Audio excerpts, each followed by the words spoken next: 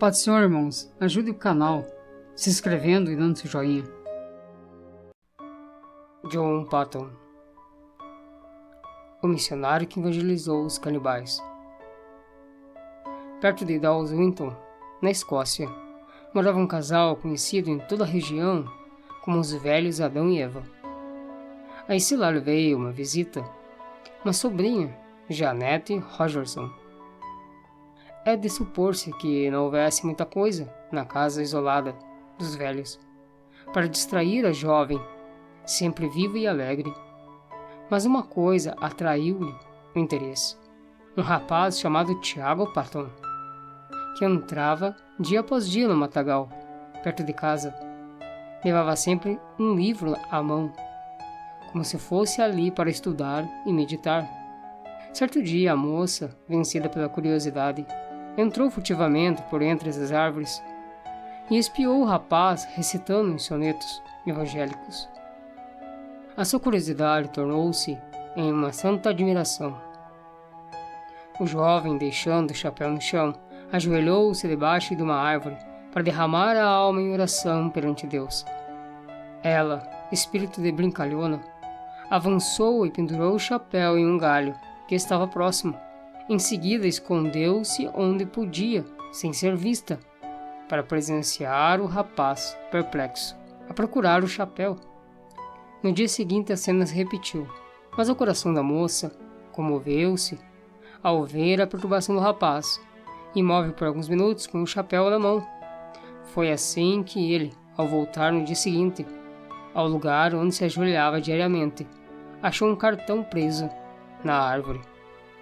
No cartão leu: a pessoa que escondeu seu chapéu confessa-se sinceramente arrependida de tê-lo feito e pede que ore, rogando a Deus que a torne crente tão sincera como o Senhor. Estava reprovando a si mesmo e a sua estupidez por não saber que fora um ser humano quem escondera o chapéu 2 vezes. Quando por entre as árvores uma moça, balde na mão e cantando um hino escocês, passou na frente da casa do velho Adão. Naquele momento o moço, por instinto divino, e tão infalivelmente como por qualquer voz que jamais falara a um profeta de Deus, sabia que a visita angélica que invadira o seu retiro de oração fora a gentil e hábil sobrinha dos velhos Adão e Eva. Tiago Patton ainda não conhecia Janette Rogerson, mas ouvia falar nas suas extraordinárias qualificações intelectuais e espirituais. É provável que Tiago Patton começasse a orar por ela, em um outro sentido, diferente daquele que ela pedira.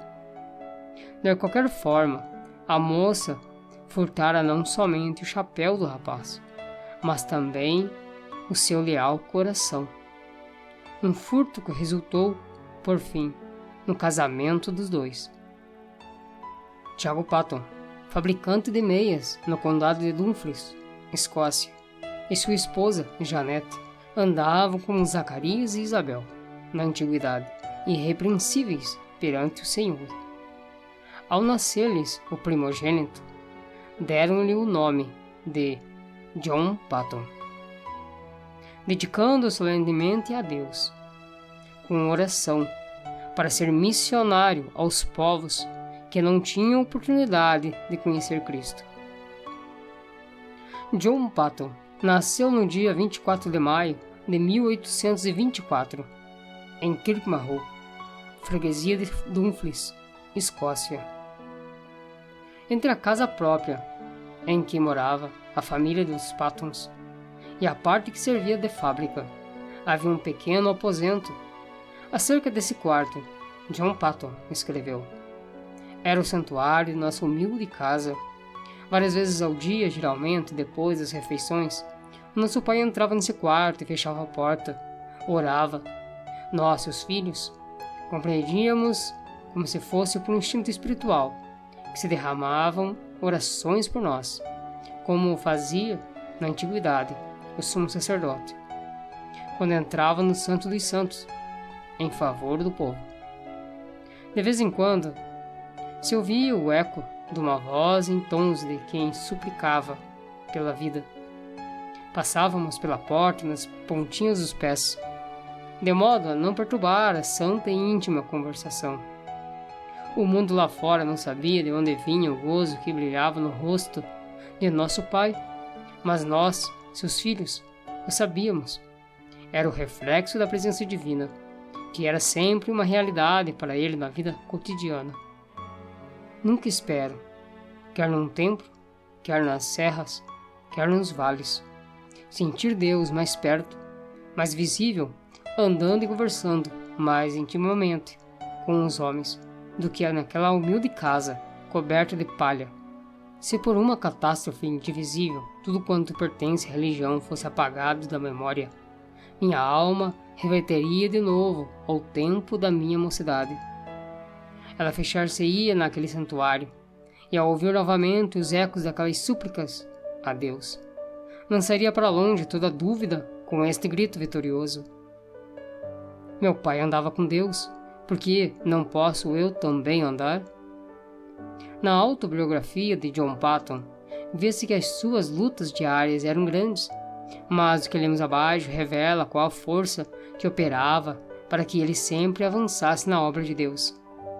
Pela influência da minha avó, meu pai começou, aos 17 anos de idade, o bendito costume de fazer cultos matutinos e vespertinos em casa, costume que observou, talvez sem uma única exceção, até se achar no leito de morte, com 77 anos de idade, quando, no último dia da sua vida, uma passagem das Escrituras foi lida e ouviu-se a sua voz na oração. Nenhum dos filhos se recorda de um só dia que não fosse assim santificado. Muitas vezes havia pressa em atender a um negócio, inúmeras vezes chegaram os amigos, mas nada impedia que nós ajoelhássemos em redor do altar familiar. Enquanto o sumo sacerdote dirigia as orações a Deus e se oferecia a si mesmo e a seus filhos ao mesmo Senhor, a luz de tal exemplo era uma bênção, tanto para o próximo como para a família. Muitos anos depois contaram-me que a mais depravada mulher da vila, uma mulher de rua, mas depois salva e transformada pela graça divina, declarou que a única coisa que evitou o seu suicídio foi que, numa noite escura, perto da janela da casa do meu pai, ouviu implorando no culto doméstico que Deus convertesse o ímpio do erro do seu caminho e o fizesse luzir como uma joia na coroa do Redentor. Disse ela: vi como eu era um grande peso sobre o coração desse homem e sabia que Deus responderia à sua súplica. Foi por causa dessa certeza que não entrei no inferno e que achei o único Salvador. Não é de admirar que, em tal ambiente, 3 dos 11 filhos de Tiago Paton, João, Walter e Tiago, fossem constrangidos a dar suas vidas à obra mais gloriosa e de ganhar almas. Não julgamos estar nesse ponto completo, sem lhe acrescentar mais um trecho dessa autobiografia. Até que ponto fui impressionado nesse tempo pelas orações de meu pai, não posso dizer, nem ninguém pode compreender. Quando, de joelhos, e todos nós ajoelhados em redor dele no culto doméstico, ele derramava toda a sua alma em oração, com lágrimas, não só por todas as necessidades pessoais e domésticas, mas também pela conversão da parte do mundo, onde não havia pregadores para servirem a Jesus. Sentíamos-nos na presença do Salvador vivo, e chegamos a conhecê-lo e amá-lo como nosso amigo divino. Ao levantarmos da oração, eu costumava olhar para a luz do rosto do meu pai e cobiçava o mesmo espírito. Anelava, em resposta às suas orações, pela oportunidade de me preparar e sair, levando o bendito Evangelho a uma parte do mundo, então sem missionários. Por fim chegou o dia em que John Paton tinha de deixar o lar paterno. Sem o dinheiro para a passagem e com tudo que possuía, inclusive uma Bíblia, embrulhada no lenço, saiu a pé para trabalhar e estudar em Glasgow. O pai o acompanhou até uma distância de 9 quilômetros. O último quilômetro, antes de se separarem um do outro, os dois caminhavam sem poderem falar uma só palavra. O filho não sabia, pelo movimento dos lábios do pai, que este orava em seu coração por ele. Ao chegarem ao lugar combinado para se separarem, o pai balbuciou: Deus te abençoe, meu filho. O Deus de teu pai te prospere e te guarde de todo mal. Depois de se abraçarem, o filho saiu correndo, enquanto o pai em pé, no meio da estrada imóvel, o chapéu na mão e com lágrimas correndo pela face, continuava a orar em seu coração. Alguns anos depois, o filho testificou de que essa cena gravada em sua alma o estimulava como um fogo inextinguível a não desapontar o pai no que esperava dele, seu filho que seguisse o seu bendito exemplo de andar com Deus. Durante 3 anos de estudos em Glasgow, apesar de trabalhar com as próprias mãos para se sustentar, João Patton, no gozo do Espírito Santo, fez uma grande obra na seara do Senhor. Contudo, soava-lhe constantemente aos ouvidos o clamor dos selvagens nas ilhas do Pacífico. E isto foi, antes de tudo, o assunto que ocupava as suas meditações e orações diárias. Havia outros para continuar a obra que fazia em Glasgow, mas quem desejava levar o Evangelho a esses pobres bárbaros? Ao declarar sua resolução de trabalhar entre os antropófagos, canibais, das Novas Hébridas, quase todos os membros da sua igreja se opuseram à sua saída. Um muito estimado irmão assim se exprimiu: entre os antropófagos será comido por eles. E por isso John Patton respondeu: "Ó irmão, é muito mais velho do que eu, breve será sepultado e comido por vermes. Declaro ao irmão que, se eu conseguir viver e morrer servindo ao Senhor Jesus e honrando o seu nome, não me importarei ser comido por antropófagos ou por vermes no grande dia da ressurreição. O meu corpo se levantará tão belo como o seu, na semelhança do Redentor ressuscitado." De fato, as Novas Hébridas haviam sido batizadas com sangue de mártires. Os 2 missionários, Williams e o Harris, enviados para evangelizar essas ilhas, poucos anos antes desse tempo, foram mortos, acacetados e seus cadáveres cozidos e comidos.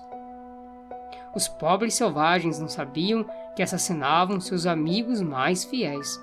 Assim, os crentes em todos os lugares, ao receberem as notícias do martírio dos 2, oravam com lágrimas por esse povo. E Deus ouviu as súplicas, chamando, entre outros, a John Patton. Porém, a oposição da sua saída era tal que ele resolveu escrever seus pais.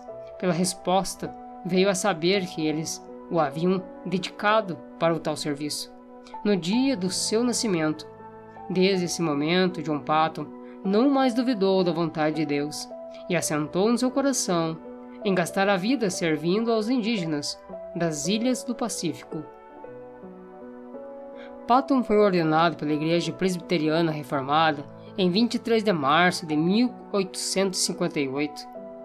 Em 2 de abril, em Coldstream, Escócia, John Patton casou-se com Mary Ann Robson, e 14 dias depois, em 16 de abril, acompanhado pelo Sr. Joseph Copeland, ambos partiram da Escócia ao Pacífico Sul. O nosso herói conta muitas coisas de interesse acerca da longa viagem, a vela para as Novas Hébridas. Quase no fim da viagem, quebrou o mastro do navio. As águas o levaram lentamente para Tamna, uma ilha de antropófagos, onde a bagagem teria sido saqueada e todos a bordo cozidos para serem comidos. Contudo, Deus ouvira suas súplicas e alcançaram uma outra ilha. Alguns meses depois, foram à mesma ilha de Tana, onde conseguiram comprar o terreno dos civícolas a edificar uma casa. Comove o coração ler que construíram a casa sobre os mesmos alicerces lançados pelo missionário Tanner, 15 anos antes, o qual teve de fugir da ilha para escapar de ser morto e comido pelos selvagens. Acerca da sua primeira impressão sobre o povo, Patton escreveu: "Fui levado ao maior desespero ao vê-los na sua nudez e miséria. Senti tanto horror como compaixão. Eu tinha deixado a obra entre os amados irmãos em Glasgow, obra em que sentia muito gozo, para dedicar-me às criaturas tão degeneradas.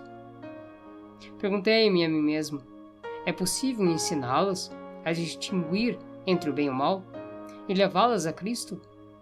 Ou mesmo a civilizá-las? Mas tudo isso eram apenas sentimentos passageiros. Logo senti um desejo tão profundo de levá-los ao conhecimento e amor de Jesus, como jamais sentira quando trabalhava em Glasgow. Antes de completar a casa em que o casal Patton iria morar, houve uma batalha entre duas tribos.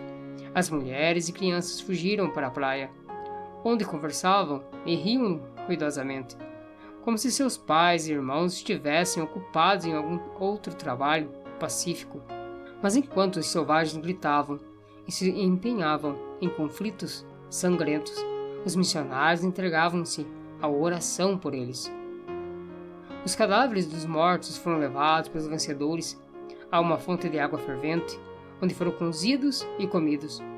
À noite ainda se ouvia pranto e gritos prolongados nas ilhas ao redor. Os missionários foram informados de que um guerreiro, ferido na batalha, acabara de morrer em casa. A sua viúva foi estrangulada imediatamente, conforme o costume, para que o seu espírito acompanhasse o do marido e lhe continuasse a servir como escrava. Os missionários, então, nesse ambiente da mais repugnante superstição, da mais baixa crueldade e da mais flagrante imoralidade, esforçavam-se para aprender a usar todas as palavras possíveis desse povo que não conhecia a escrita. Anelavam falar de Jesus e do amor de Deus. E esses seres que adoravam árvores, pedras, fontes, riachos, insetos, relíquias de cabelos, unhas, astros, vulcões, etc. A esposa de Patton era uma ajudadora esforçada e dentro de poucas semanas reuniu 8 mulheres da ilha e as instruía diariamente. 3 meses depois da chegada dos missionários à ilha, a esposa de Patton faleceu de malária e 1 mês depois o filhinho também morreu. Quem pode avaliar as saudades de Patton durante os anos que trabalhou sem ajudadora em Tana, apesar de quase haver morrido também de malária, de os crentes insistirem para que voltasse à sua terra, e os indígenas fazerem planos após plano para matá-lo, para o comerem. Esse herói permaneceu orando e trabalhando fielmente no posto onde Deus colocara. Um templo foi construído e um bom número se congregava para ouvir a mensagem divina. Patton não somente conseguiu reduzir a língua dos tanianos à forma escrita, mas também traduziu uma parte das escrituras, a qual imprimiu, apesar de não conhecer a arte tipográfica.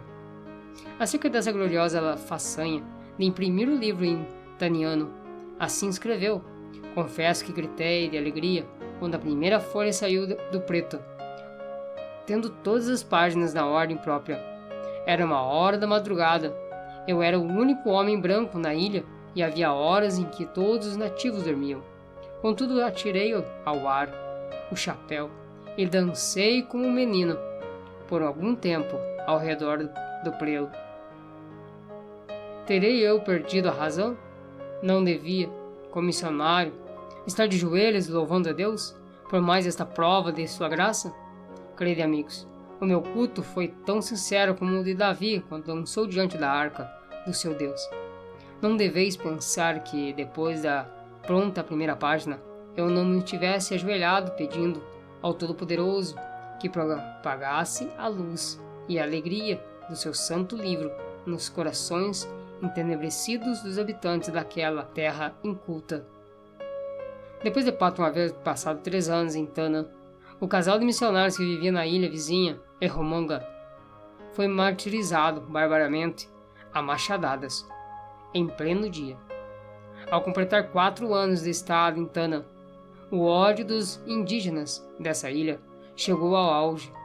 Diversas tribos combinaram matar o indefeso missionário e findar assim com a religião do Deus de amor em toda a ilha. Contudo, como ele mesmo se declarava imortal até findar sua obra na terra, evitava, em pleno campo, os inúmeros golpes de lanças, machadinhas e cacetes armados pelas mãos dos indígenas, e assim conseguiu escapar para a ilha de Aneition. Planejou então ocupar-se na obra de tradução do resto dos evangelhos na língua taniana, enquanto esperava a oportunidade de voltar a Tanna. Contudo, sentiu-se dirigido a aceitar a chamada para ir à Austrália. Em poucos meses animou as igrejas ali a comprarem um navio à vela para servir aos missionários. Despertou-as também a contribuírem liberalmente e a enviarem mais missionários a evangelizar todas as ilhas. Acerca da sua viagem à Escócia, depois de alguns anos nas Novas Hébridas, ele escreveu: "Fui de trem a Dumfries, e lá achei condução para o querido lar paterno, onde fui acolhido com muitas lágrimas. Havia somente 5 curtíssimos anos que saíra desse santuário com a minha jovem esposa, e agora, ai de mim, mãe e filhinho jaziam no túmulo, em Tanna, nos braços um do outro, até o dia da ressurreição. Não foi com menos gozo, apesar de sentir-se angustiado, que poucos dias depois me encontrei com os pais da minha querida falecida esposa." Antes de deixar a Escócia para a nova viagem, Patton casou-se com a irmã de outro missionário, chamada por Deus a trabalhar entre os povos mergulhados nas trevas das Novas Hébridas. Ela serviu como fiel companheira de seu marido por muitos anos. Meu último ato na Escócia foi ajoelhar-me no lar paterno, durante o culto doméstico, enquanto meu venerado pai, como sacerdote, de cabelos brancos, nos encomendava, uma vez mais, aos cuidados e proteção de Deus, Senhor das famílias de Israel. Eu tinha por certo, quando nos levantamos da oração e nos despedimos um dos outros, que não nos encontraríamos com eles antes do dia da ressurreição. Porém ele e a minha querida mãe, com corações alegres, nos ofertavam de novo ao Senhor para o seu serviço entre os civícolas. Mais tarde, meu querido irmão me escreveu que a espada que traspassara a alma da minha mãe era demasiado aguda e que, depois da nossa saída, ela jazeu por muito tempo, como morta, nos braços de meu pai. De volta às ilhas, Patton foi constrangido pelo voto de todos os missionários a não voltar a Tanna, mas abrir a obra na vizinha ilha de Aniwa. Dessa forma, tinha de aprender outra língua e começar tudo de novo. Na obra de preparar o terreno para a construção da casa, Patton ajuntou 2 cestos de ossos humanos de vítimas comidas pelo povo da ilha. Quando essas pobres criaturas começavam a usar um pedacinho de chita, um tipo de saiote, era sinal exterior de uma transformação, apesar de estarem longe da civilização. E quando começavam a olhar para cima e a orar, aquele a quem chamava de Pai, nosso Pai, meu coração se derretia em lágrimas de gozo, e sei, por certo, que havia um coração divino nos céus que se regozijava também.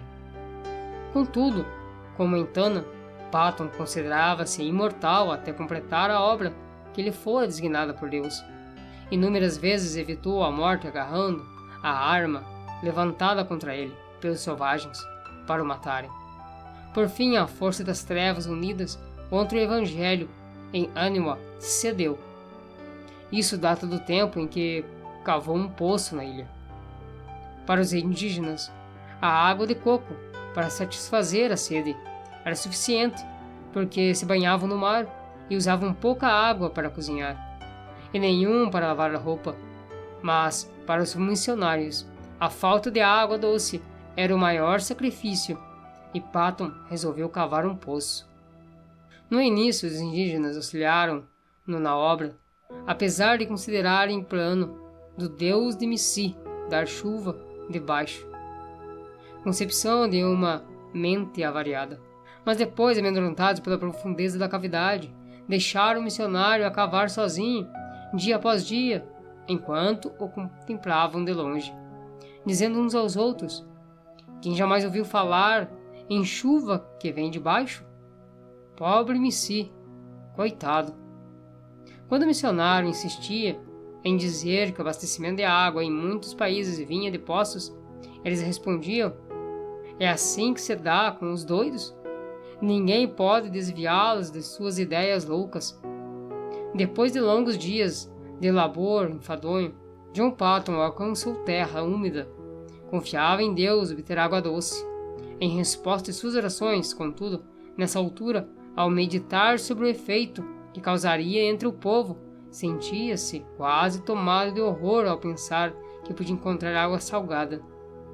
Sentia-me, escreveu ele, tão comovido que fiquei molhado de suor e tremia-me todo o corpo.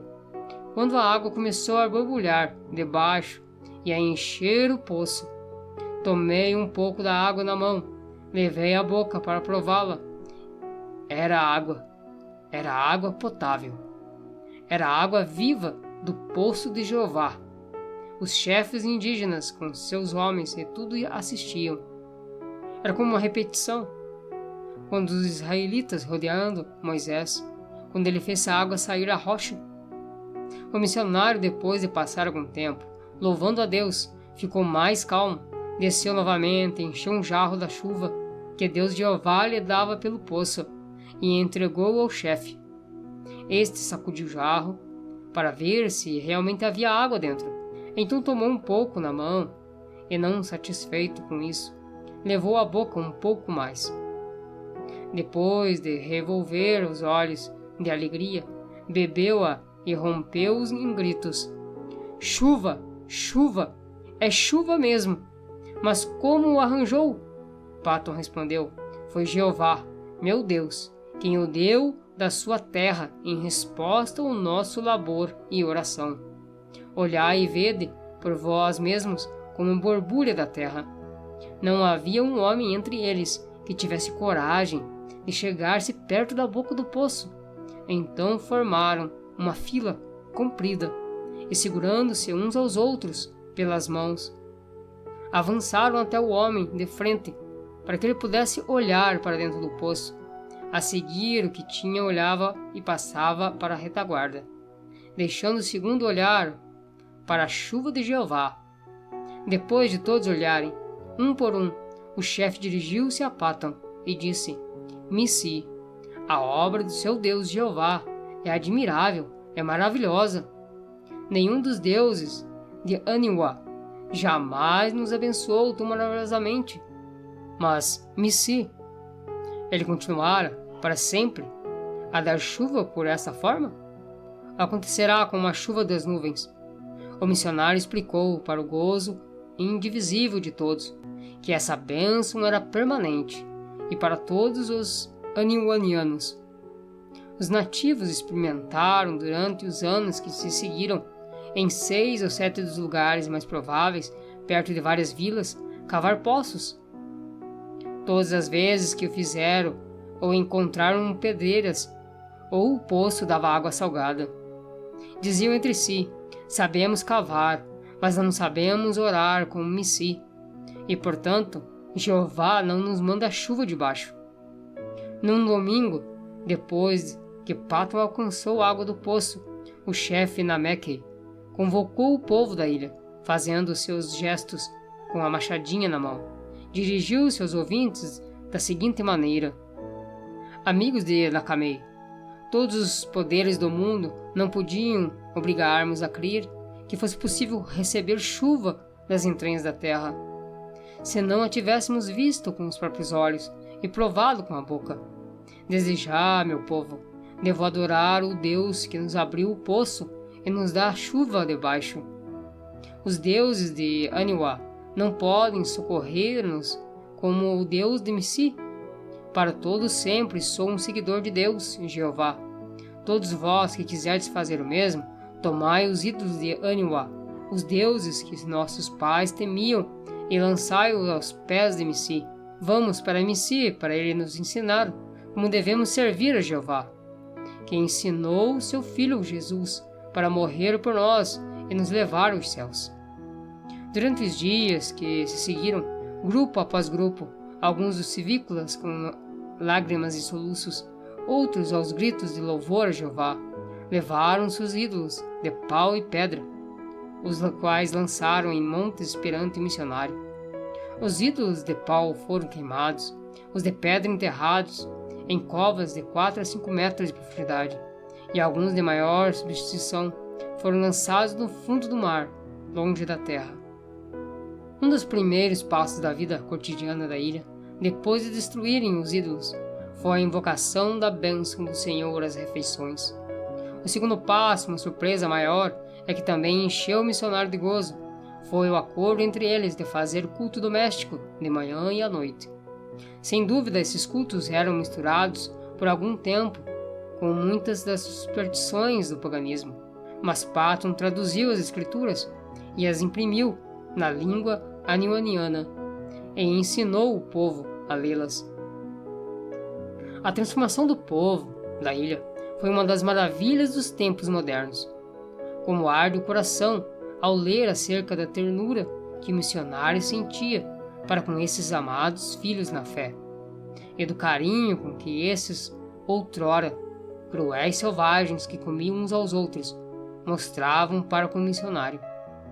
Patton descreveu a primeira ceia do Senhor com as seguintes palavras: ao colocar o pão e o vinho nas mãos, outrora machados de sangue, de antropofagia, agora estendidas para receber e participar dos emblemas do amor do Redentor. Antecipei o gozo da glória até o ponto de o coração não suportar mais.